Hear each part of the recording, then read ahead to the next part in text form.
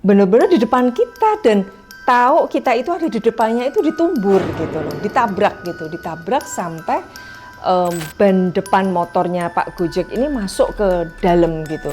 Begitu saya buka pintu mobil, dia jalan juga ke arah situ, langsung nabrak, brek, kayak gitu. Saya mengira bahwa itu adalah suatu kejadian yang memang harus terjadi gitu loh ya, takdir gitu ya. Tetapi ternyata ditunggangin oleh niat-niat jahat dari si iblis tersebut. Nanti akan ada peristiwa lagi, entah itu berupa apa saya nggak tahu, tapi akan kejadian gitu yang akan menimpa Bude. Dan insya Allah kalau memang itu belum takdirnya Bude meninggal. Assalamualaikum warahmatullahi wabarakatuh. Salam sehat dan sejahtera untuk kita semua. Jumpa lagi dengan saya Retno Sutarto dalam cerita kisah. Halo teman-teman semuanya. Kali ini saya ingin melanjutkan kembali tentang 9 petaka imbas dari perjanjian leluhur, di mana ini bagian ketiga atau yang terakhir. Nah, peristiwa ini terjadi pada tahun 2023, di mana saat itu saya masih berada di Jakarta, sedang mengikuti syuting sinetron Tukang Ojek Pengkolan. Nah, kejadiannya malam hari. Tepatnya malam apa saya lupa, tapi saya berempat dengan 3 teman-teman saya. Waktu itu kita habis nonton film di daerah Cinere, jadi tidak jauh dari Karangtengah di mana saya tinggal di Jakarta gitu. Nah, pada saat jalan pulang, jadi kita selesai nonton film, ya sudah kita sendiri-sendiri pulang gitu ya. Ada yang berboncengan motor, ada yang pakai motor sendiri, dan saya naik Gojek waktu itu. Nah, saya pulang. Nah, kalau kita mau dari arah Cinere, mau menuju ke arah Jalan Karangtengah Raya, itu kan ada pertigaan, di mana pertigaan itu di tengah-tengahnya ada pohon, entah pohon-pohon asem ya kalau nggak salah. Itu ada pohon.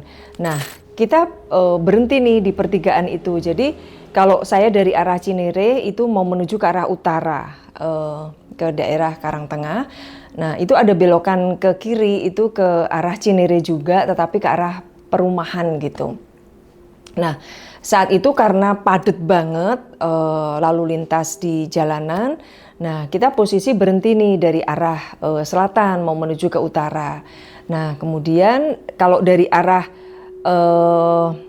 utara ke selatan itu terus ya, karena hanya pertigaan, jadi dia bisa jalan terus. Kita berhenti karena masih ada dari arah barat itu mau menuju ke arah selatan gitu. Jadi kita berhenti. Nah, pada saat kita berhenti itu banyak kendaraan ya di kanan kiri kita gitu. Tapi kita, saya dengan Pak Gojek itu di pinggir kiri gitu. Nah, ada mobil kendaraan, saya lupa kendaraannya itu seperti Avanza atau Xenia gitu. Itu belok ke kanan atau belok ke selatan ke arah kami. Nah, itu benar-benar dia kan mau belok dan dia tahu kita posisinya tuh berhenti gitu.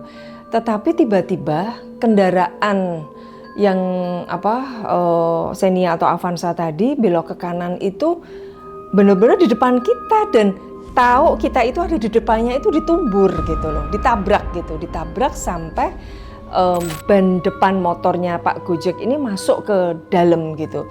Jadi kita ditumbur itu dalam keadaan sadar, dan juga drivernya itu mungkin juga karena kacanya ketutup, kita nggak tahu yang lihat, kayaknya tuh kayak blank gitu ya, entah dia sambil ngobrol atau main HP, kita juga nggak tahu. Tiba-tiba pokoknya numbur kita aja. Nah, akhirnya pada saat numbur itu kan karena ban depan motornya Pak Gojek itu masuk ke dalam, itu juga terus berhenti kan, terus kaget semua. Nah, Pak Gojeknya marah-marah gitu loh, teriak-teriak, dan itu disaksikan oleh pengendara-pengendara lain yang ada di situ, yang ada di jalan itu gitu.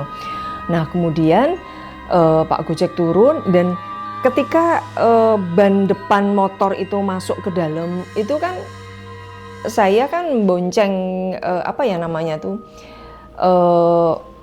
bonceng begagah kalau orang Jawa gitu ya.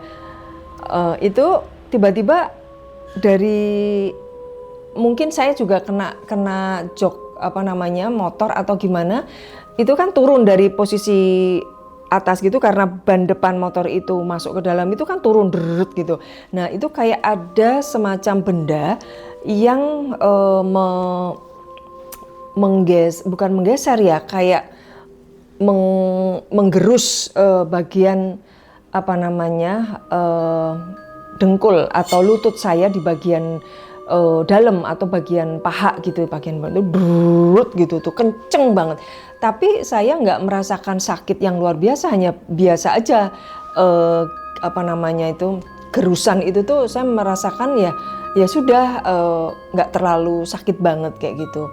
Nah akhirnya saya ditolongin sama Pak Gojek, berdiri, kemudian saya turun dari jok motor gitu, dan Pak Gojek langsung mendekati mobil yang menabrak motornya gitu.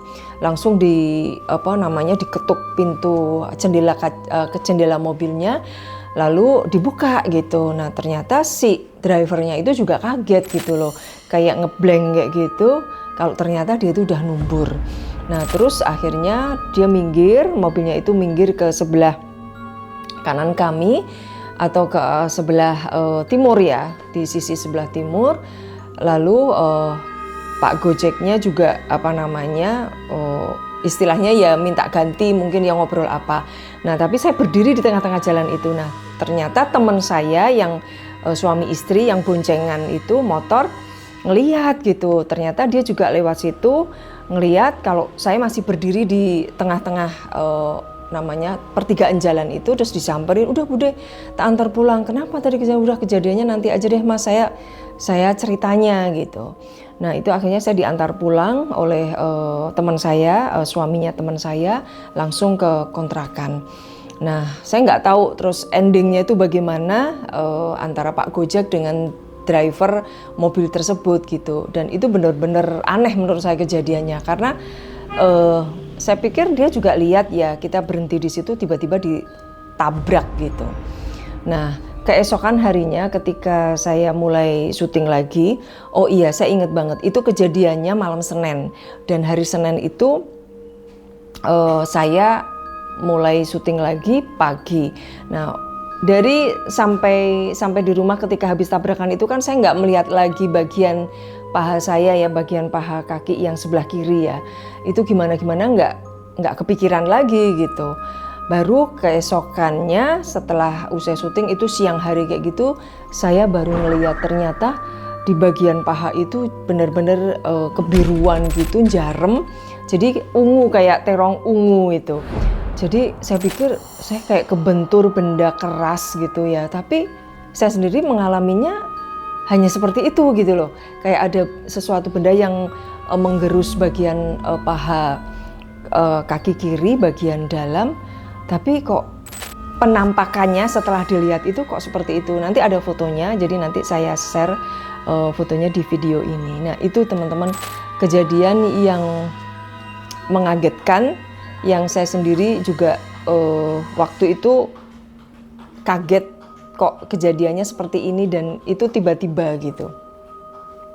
Nah ini ternyata juga merupakan bagian dari rencana si iblis itu gitu. Nah kemudian untuk yang peristiwa yang ke-9 itu kejadiannya adalah di Jogja. Itu kejadiannya tahun 2025 yang lalu, dimana saat itu saya barusan diantar pulang oleh tim dari podcastnya yang ada di Jogja, podcastnya Fahmi Reza. Jadi waktu itu saya pulang dari podcast Fahmi Reza, terus saya diantar pulang langsung gitu ya. Nah kejadiannya itu di depan rumah, yaitu di daerah wilayah Nitian Baru, Sorosutan. Nah itu juga waktu kita berhenti, karena rumah itu kan di sisi sebelah timur itu kan kayak tikungan gitu. Jadi posisi berhentinya memang agak ke tengah gitu ya. Kalau memang tidak terbiasa lewat jalan di situ sih, kadang kita berhenti itu masih agak ke tengah gitu. Nah pada saat posisi berhenti itu dari lawan arah itu ada pemotor berkendara motor boncengan gitu, kayaknya seperti anak sama bapaknya. Nah karena kita berhenti di situ, yang dia posisinya di sebelah kanan hampir sebelah kanan, entah dia berhenti atau mau melaju, jalannya mau lurus, kita nggak tahu, tapi dia juga ikut berhenti di situ. Nah, sebetulnya posisi bagian sebelah kanan jalan kami itu masih longgar gitu loh, mobil pun juga masih bisa masuk atau masih bisa lewat gitu.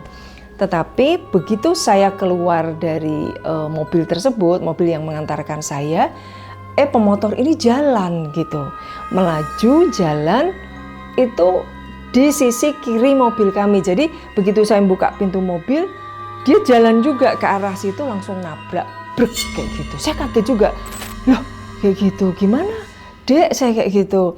Maksudnya saya juga kaget kok, sisi kanan mobil itu tuh jalannya masih longgar dan bisa lewat situ, kenapa kok lewat sebelah kiri, padahal kiri mobil kami itu ada tiang lampu jalan kayak gitu.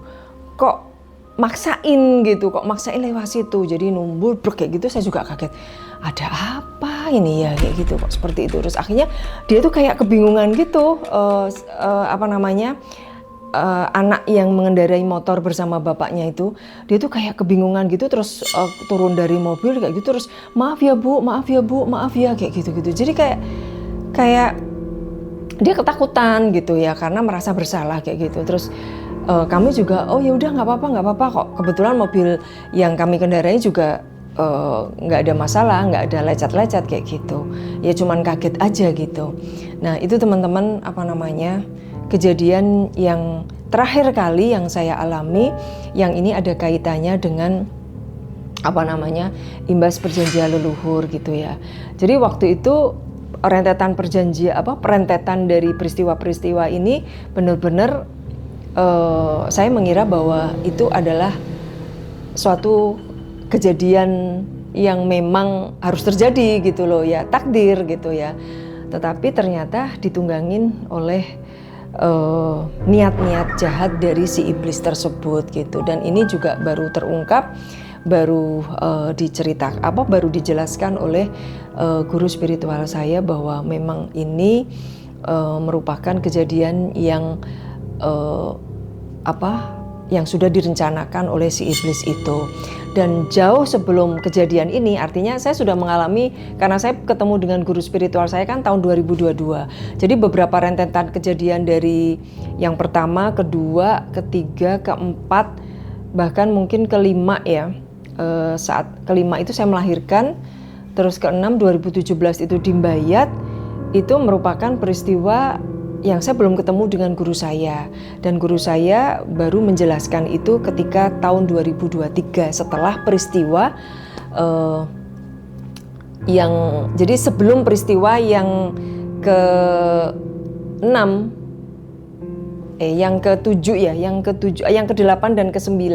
Jadi memang beliau pernah bilang pada saat itu nanti akan ada peristiwa lagi, entah itu berupa apa saya nggak tahu, tapi akan kejadian gitu yang akan menimpa Bude.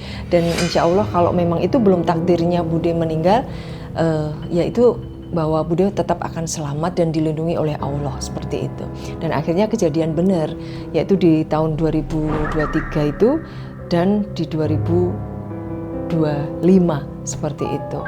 Nah ini teman-teman tentang 9 petaka imbas dari perjanjian leluhur. Mudah-mudahan ini bermanfaat dan bisa menebarkan kebermanfaatan dan juga menjadi pembelajaran hidup bagi kita semuanya. Bahwa setiap peristiwa, setiap kisah masing-masing orang itu berbeda-beda. Nah kebetulan saya memang menjadi kayak perempuan yang memang sudah dicirikan dari awal ya, ini rentetan ini memang harus saya lalui, dan alhamdulillah Allah masih memberikan perlindungan dan keselamatan saya dan keluarga hingga sampai saat ini. Baik teman-teman, mungkin itu yang bisa saya ceritakan di sini. Kurang lebihnya mohon maaf. Jangan lupa untuk subscribe yang belum subscribe, kemudian like, komen yang positif, dan share video ini ke teman-teman teman-teman kalian semuanya, agar saya bisa memberikan cerita kisah yang menarik lainnya. Baik, saya mau undur diri. Terima kasih atas perhatiannya. Akhir kata saya ucapkan wassalamualaikum warahmatullahi wabarakatuh. Rahayu, rahayu, rahayu.